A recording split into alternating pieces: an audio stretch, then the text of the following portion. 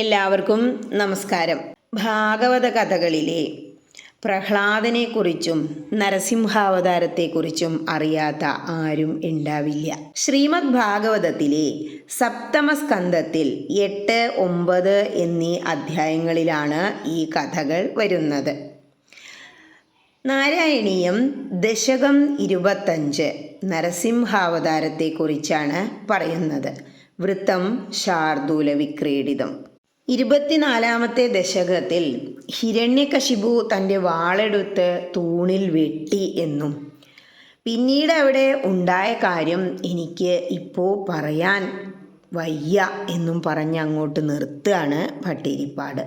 അതിനുശേഷമുള്ള നരസിംഹാവതാരത്തെക്കുറിച്ചാണ് ഈ 25-ാമത്തെ ദശകത്തിലെ ആദ്യ ശ്ലോകം പറയുന്നത്.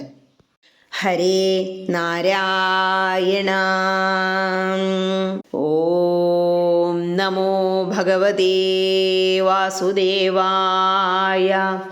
സ്തംഭേ ഘട്ടയതോ ഹിരണ്യകശിപോ കർണൗ സമാചൂർണയന്നാകൂർണജഗദണ്ഡകുണ്ടകുഹരോ ഘോരസ്തവാബ്രൂദ്രവ ശ്രുത്വായം കില ദൈത്യരാജഹൃദയേ പൂർവം കദാപ്യശ്രുതം കമ്പ കശ്ചന സംഭപാദ ചലിതോപ്യംബോജഭൂർവിഷ്ടരാത്.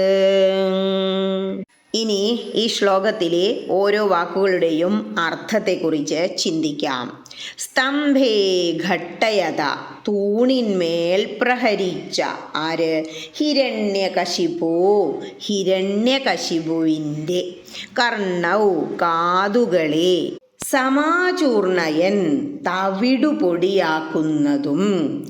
ആഘൂർണ ജഗദണ്ഡകുണ്ടകുഹര, ഈ പ്രപഞ്ചമണ്ഡലത്തിൻ്റെ ഉൾഭാഗത്തെ കറക്കുന്നതും.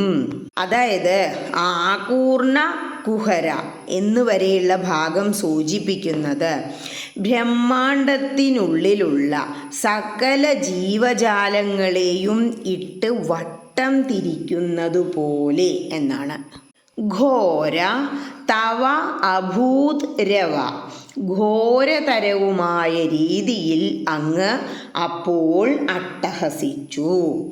ശ്രുത്വായം കില, ഈ ഒച്ച കേട്ടിട്ട്. ദൈത്യരാജഹൃദയേ, ദൈത്യരാജാവായ ഹിരണ്യകശിപുവിൻ്റെ ഉള്ളിൽ. പൂർവം കഥാപി അശ്രുതം, മുൻപൊരിക്കലും കേട്ടിട്ടില്ലാത്ത തരത്തിൽ ഉള്ള ഒരു അട്ടഹാസമാണ് നരസിംഹമൂർത്തി ഉണ്ടാക്കിയത്.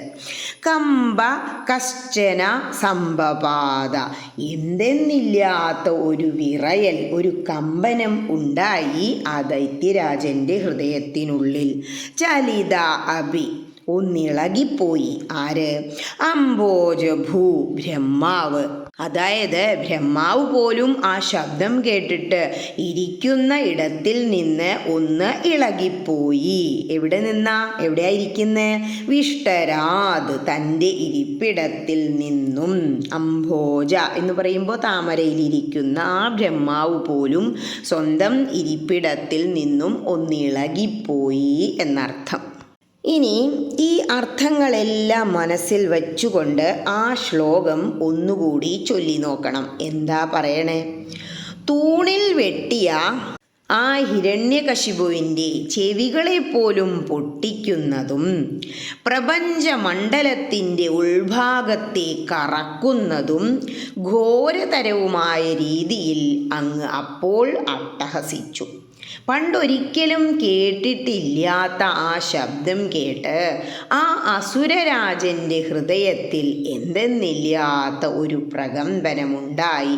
ബ്രഹ്മാവ് പോലും തൻ്റെ ഇരിപ്പിടത്തിൽ നിന്നും ഒന്നിളകി. ഹരേ കൃഷ്ണ.